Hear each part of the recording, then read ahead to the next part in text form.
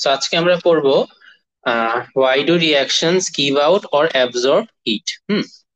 So দেখো কি বললো, during chemical reaction bonds in the reactants have to be broken and new ones formed to make the products। এটা তো বুঝবো যে ধরো আমি এখানে একটা জিনিস আছে, হ্যাঁ, এই দুইটা জিনিসকে আমি রিয়াক্ট করানোর পরে আমি এটাকে ফর্ম করব। তাহলে কি করতে হবে বলতো, আমার এই যে এই বন্ডটাকে ব্রেক করতে হবে না? এই বন্ডটা আমাকে ব্রেক করে দেন এটার সাথে কি করতে হবে, অ্যাটাচ করতে হবে, তাই না? তাহলেই তো এটা কি হবে বলতো, এখানে বন্ডস গুলা ব্রেক হবে আর এখানে নতুন বন্ডস কি হবে, ফর্ম হবে। এটা কি বুঝতে পারছো? So this is how a reaction proceeds, হ্যাঁ।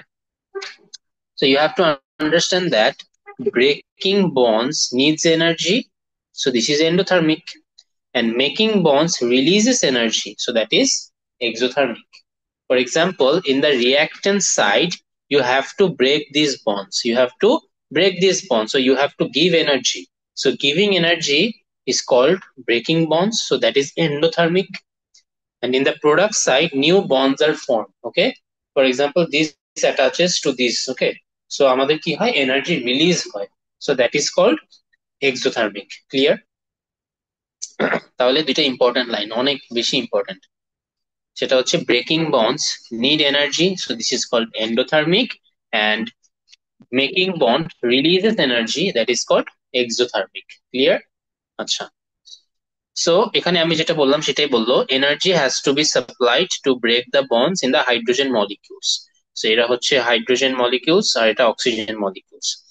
Energy is released when new bonds are formed between the hydrogen and oxygen in the water molecules. The hydrogen or oxygen will break down to form water molecules, so energy will be released. Okay. In this particular reaction, the products are more stable than the reactants. Okay. কি বললো, the products are more stable than the reactants.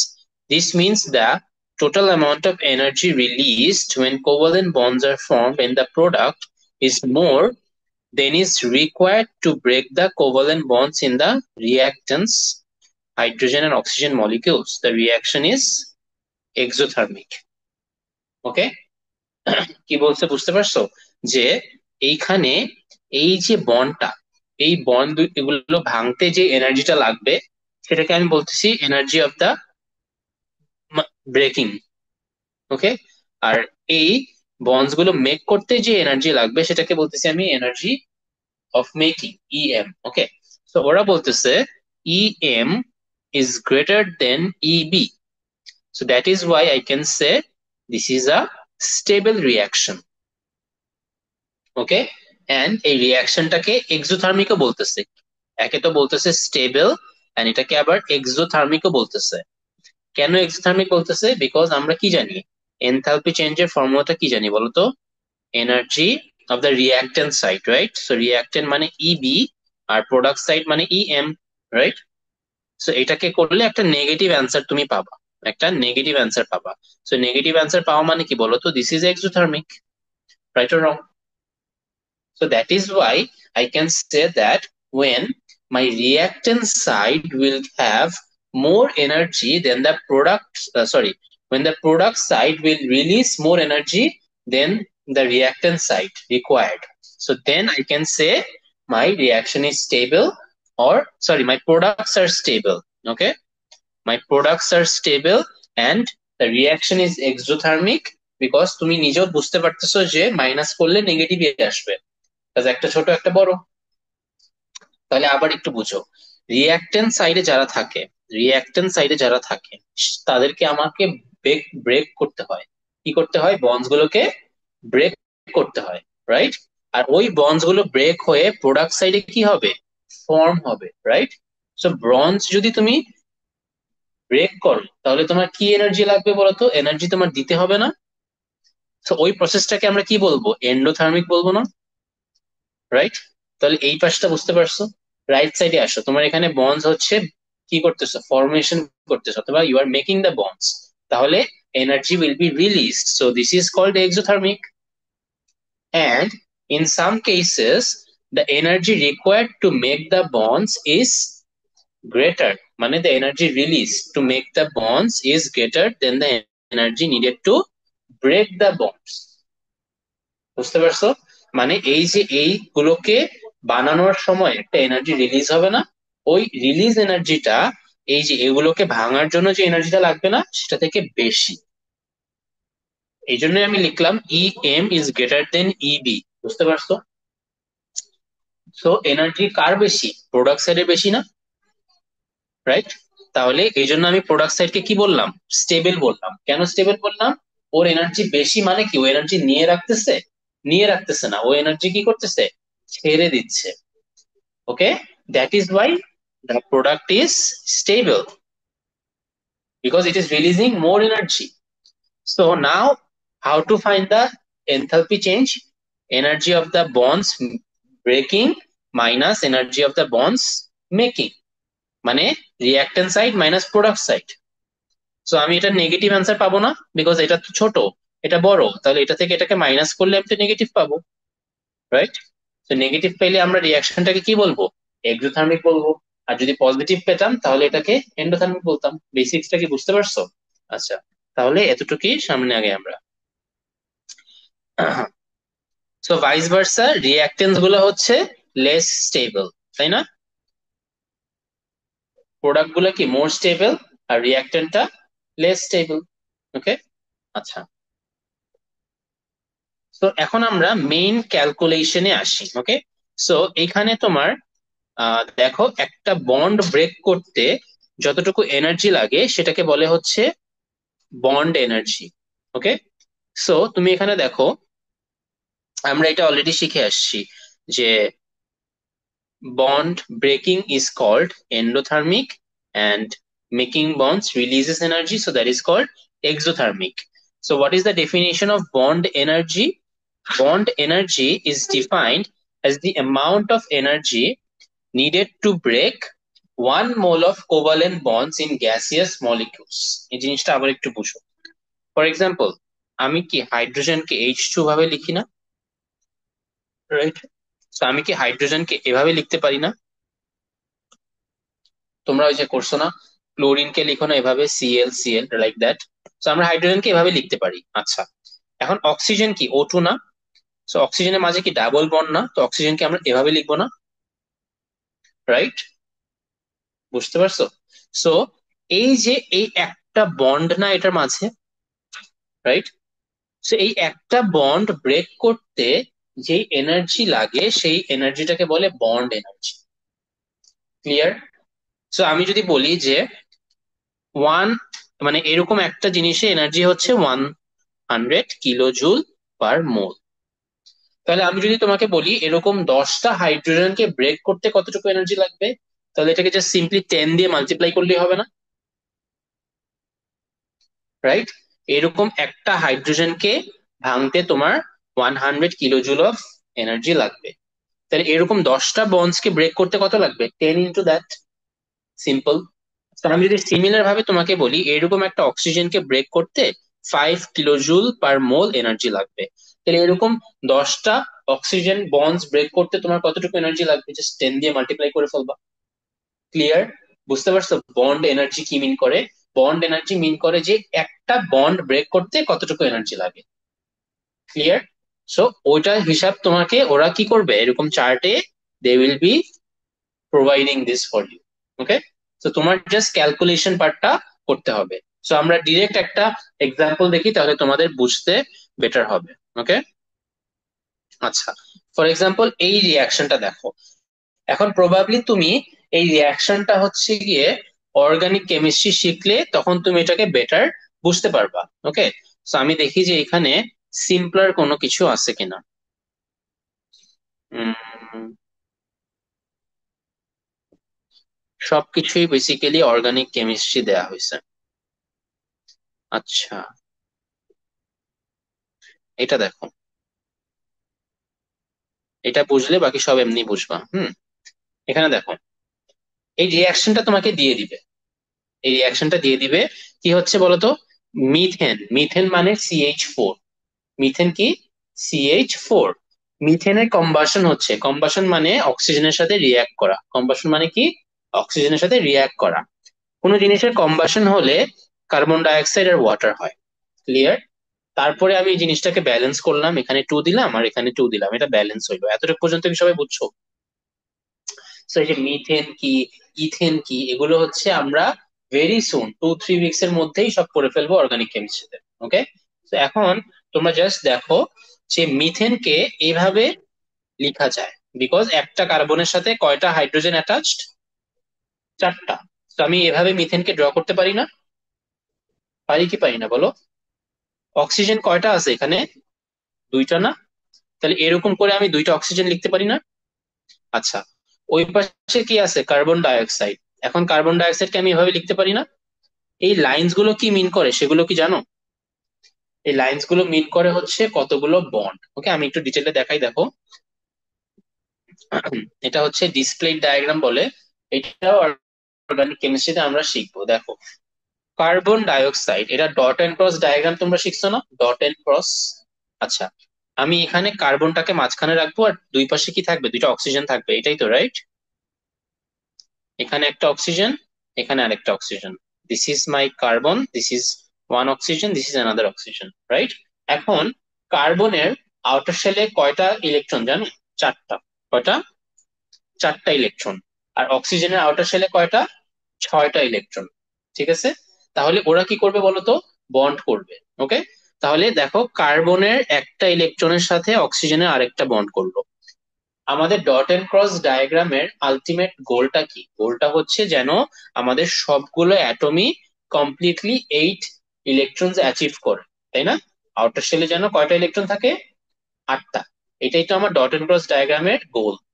তাহলে আমি x দিয়ে মিন করতেছি হচ্ছে কার্বনের, আর ও দিয়ে মিন করতেছি অক্সিজেনের। তাহলে একটা বন্ড হয়ে গেল। ওকে, তারপরে দেখো আরেকটা বন্ড হবে। ক্লিয়ার? অক্সিজেনের অরিজিনালি কয়টা ছিল? 6টা। 6টার মধ্যে 2টা ইউজ করলো না? আর বাকি 4টা আমি এখানে দিলাম এনিওয়্যার। তাহলে দেখো 1 2 3 4 5 6 7 8। তাহলে অক্সিজেনের কি 8টা হয়ে গেল না? কার্বনের 2টার সাথে ও 2টা করে বন্ড করে ফেললো। বুঝাইতে পারছি?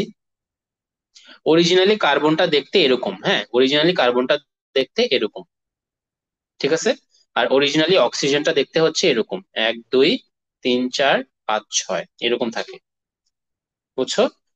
So, এই পাশ দিয়ে দেখাই তাহলে বুঝবো আরো বেটার। এখানে ধরো 2টা, এখানে 2টা, এখানে 8। ওকে, তো এই 2টার সাথে এই 2টার অক্সিজেন বন্ড করে ফেললো। বুঝছো? তাহলে অক্সিজেনের 8টা হয়ে গেল। এখন এখন এই পাশের অক্সিজেনের কাজ শেষ। ক্লিয়ার? ওই পাশে যাই, তাহলে ওই পাশেও কি সেম করবে না? কার্বন কি করবে? ওর যে এই 2টা ইলেকট্রন আছে ওগুলোর সাথে কি করবে? অক্সিজেনের সাথে আবার বন্ড করবে, রাইট? আর অক্সিজেনের ওই পাশে আর বাকি 4টা এভাবে রয়ে যাবে। তাহলে কি কার্বনেরও দেখো এখন এই পাশে 4টা, এই পাশে 4টা, 8টা হয়ে গেল। অক্সিজেনেরও দুই পাশে 8টা হয়ে গেল। তাহলে ওদের 8 ইলেকট্রনিক কনফিগারেশন হয়ে গেল। সো ওরা স্টেবল হয়েছে, এখন ওদের বন্ড কমপ্লিট। বুঝছো কি বুঝো নাই? সো এইটাকে আমি যদি লাইন দিয়ে রিপ্রেজেন্ট করি, কি দিয়ে রিপ্রেজেন্ট করব? লাইন দিয়ে রিপ্রেজেন্ট করব, তাহলে কার্বনটাকে আমি এখানে রাখবো, অক্সিজেনটাকে এখানে রাখবো, আর একটা অক্সিজেনকে এখানে রাখবো। দেখো, এই যে একটা ইলেকট্রন ফর্ম হইলো না? এখানে কি একটা বন্ড না? একটা ইলেকট্রন এই পাশে আর একটা ইলেকট্রন ওই পাশে, একটা বন্ড না এটা? এক্স ও। একটা বন্ডের জন্য একটা লাইন। এখানে আরেকটা বন্ড না? একটা ইলেকট্রন এই পাশে আর একটা ইলেকট্রন ওই পাশে, তাহলে আরেকটা বন্ডের জন্য আরেকটা লাইন। তো এই 2টা লাইন দিয়ে কি মিন করে? যে এখানে দুইজন 2টা করে ইলেকট্রন শেয়ার করতেছে, this is called a double bond. বুঝছো? তাহলে ওই পাশেও কি সেম হবে না? আর যখন নর্মালি এরকম করে একটা জিনিস, ধরো এখানে একটা এখানে একটা, তো তখন আমরা এটা যদি হাইড্রোজেন ধরলো 2টাকে, তখন আমরা সিঙ্গেল বন্ড দিয়ে রিপ্রেজেন্ট করি। ওকে, যদি তুমি এরকম দেখো যে এখানে 3টা ইলেকট্রন শেয়ার হচ্ছে, এক্সও এক্সও এক্সও, তখন তুমি এটাকে কি বলতে পারো? এরকম দিয়ে ট্রিপল বন্ড বলতে পারো। বুঝছো? তাহলে হালকা করে একটু বুঝাই দিলাম এই জিনিসটা। এখন তোমার এই জিনিসটা বুঝতে ইজিয়ার হবে। দেখো, তো এখানে দেখো এই CH4, এটাকে তুমি যদি ড্র করো ইলেকট্রনিক কনফিগারেশন করে, তাহলে দেখবা যে একটা কার্বনের সাথে এভাবে করে 4টা হাইড্রোজেন সিঙ্গেল করে বন্ড করতেছে। ক্লিয়ার? অক্সিজেনের যদি তুমি ড্র করো দেখবা একটা অক্সিজেন আর একটার সাথে এরকম ডাবল বন্ড করতেছে। যেহেতু এই সামনে 2 দেওয়া, এই জন্য আমি এটাকে 2বার লিখছি। ক্লিয়ার? আর এই কার্বন ডাই অক্সাইডটা তো এই মাত্র আমি বোঝালাম। ওকে, সেম ভাবে তুমি যদি ওয়াটারেরটা দেখো, দেখবা একটা অক্সিজেনের সাথে এভাবে করে দুইটা হাইড্রোজেন বন্ড করতেছে। ওকে, তো এই জন্য আমি এখানে এভাবে করে লিখলাম, যেহেতু টু ছিল এই জন্য আমি দুইটা করে লিখছি। এই পর্যন্ত কি সবার ক্লিয়ার? এখন আমার কি করতে হবে বলতো, এই পাশে এনার্জি বের করতে হবে আর এই পাশে এনার্জি বের করতে হবে। তো আমার অলরেডি টেবিল কিন্তু দেয়া আছে। তো টেবিলে দেখো, একটা সিএইচ বন্ডে এনার্জি কত, 413, তাই না? তাহলে এখানে কয়টা সিএইচ বন্ড আছে, একটা দুইটা তিনটা চারটা, তাই না? তাহলে চারটা সিএইচ বন্ডের জন্য আমি কি করবো, জাস্ট 4 ইন্টু এটা করলেই হবে না? রাইট। আবার দেখো, একটা সিএইচ বন্ডের জন্য এনার্জিটা দেয়া আছে এইটা। তাহলে আমার এখানে কয়টা সিএইচ বন্ড ভাঙতে হবে, চারটা ভাঙতে হবে না? তাহলে চারটার জন্য 4 ইন্টু এটা। ক্লিয়ার? আচ্ছা, তাহলে এই ফার্স্ট পার্ট ক্লিয়ার। বুঝতে পারছো সবাই?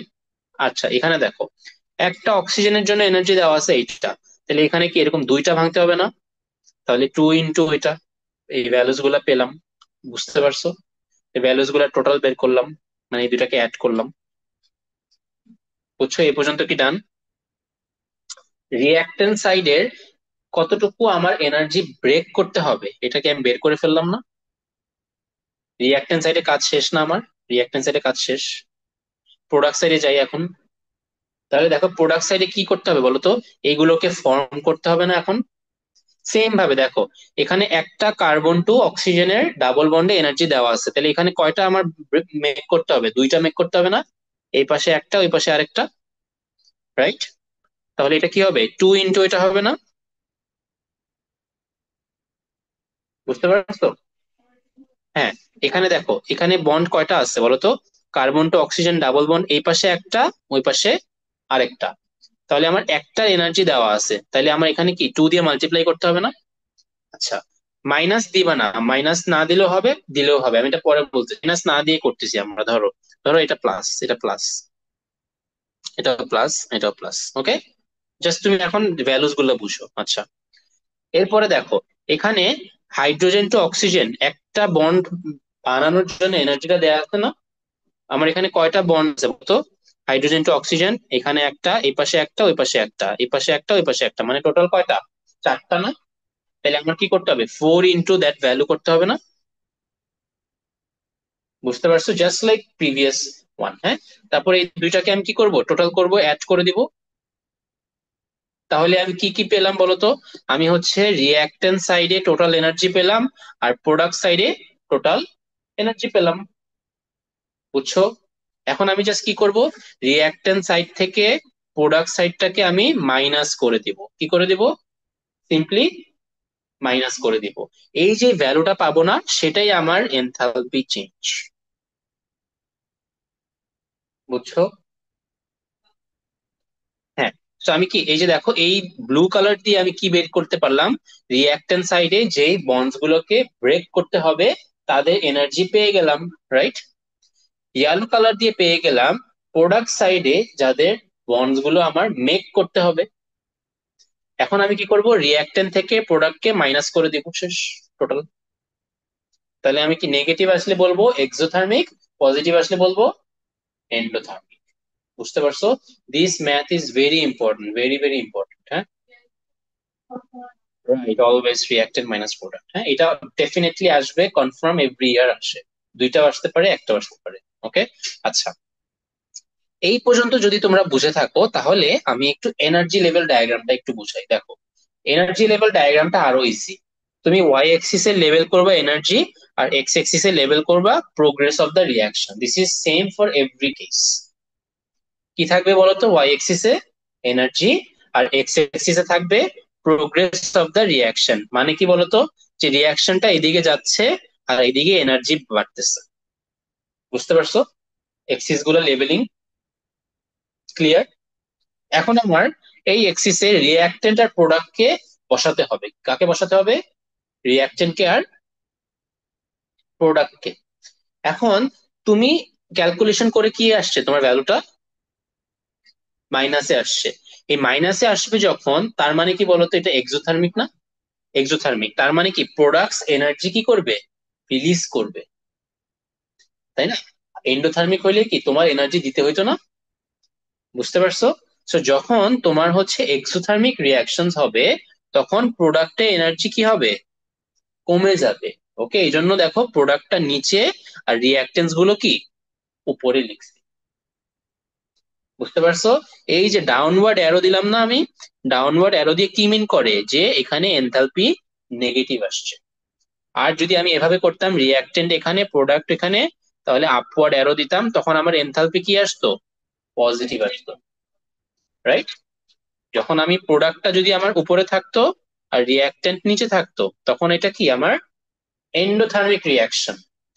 আর যখন আমার রিয়াক্টেন্ট উপরে আর প্রোডাক্ট নিচে, তখন সেটা কি exothermic reaction, because product has released the energy, so now the energy of the product is less. In case of endothermic, you are giving energy, so the energy of the product is high, so it is at a higher level. বুঝছো নাকি বুঝো নাই? এই যে এই energy level diagram and the whole math almost 10 থেকে 12 marks এরও বেশি আসে টোটাল মিলে। ওকে, সেটা অনেক বেশি প্র্যাকটিস করতে হবে। আর এটা প্র্যাকটিস করার মেইন জিনিসটা হচ্ছে you have to know how to draw the display diagram. ওকে, এই যে এটা বললাম না আমি, এটাকে বলে স্ট্রাকচারাল ডায়াগ্রাম, যেগুলো শো করে।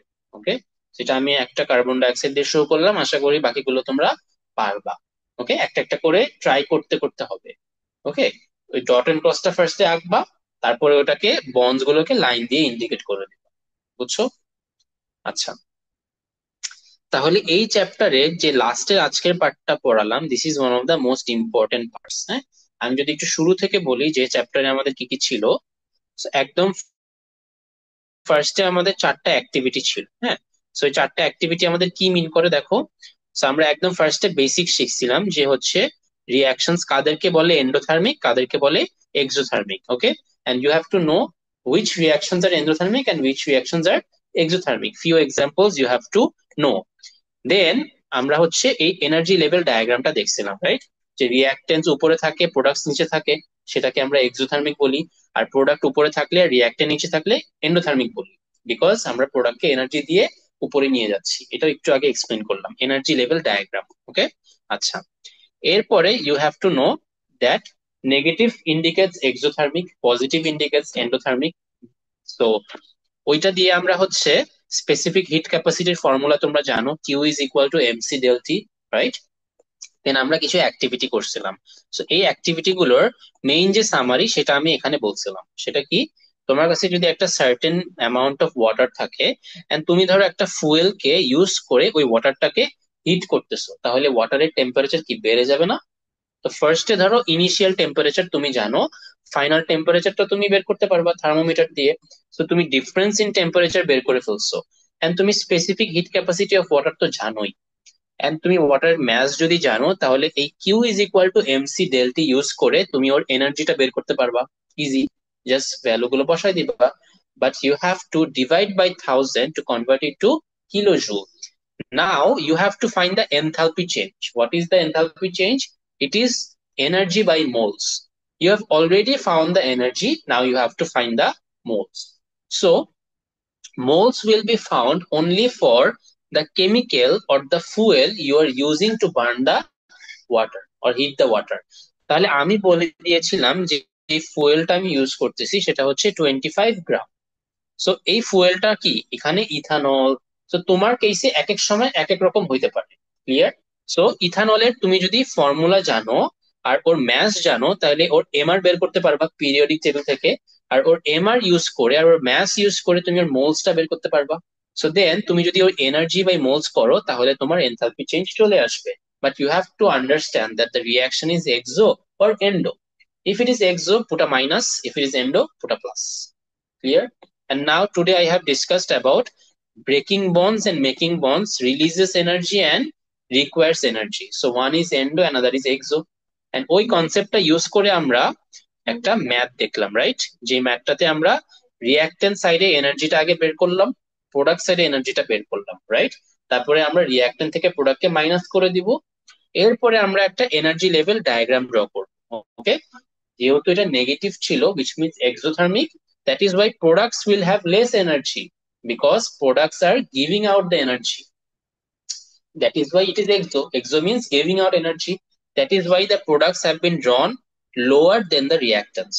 If it was positive, which means we are giving energy to the products to form the products. So the products will have higher energy in case of endothermic. ডায়াগ্রামের configuration সেমই থাকবে, just এটা রিঅ্যাক্টেন্টটা নিচে চলে আসবে, প্রোডাক্টটা উপরে চলে আসবে, অ্যারোটা এরকম উপরে চলে যাবে। বুঝতে পারছো? ভ্যালুটা নেগেটিভে পজিটিভ লিখবা। ক্লিয়ার? অলসো আমি একটু একটা জিনিস এক্সপ্লেন করছিলাম যে কিভাবে এই ডট এন্ড ক্রস ডায়াগ্রাম থেকে তোমরা এরকম স্ট্রাকচারাল ডায়াগ্রামটা বুঝতে পারবা।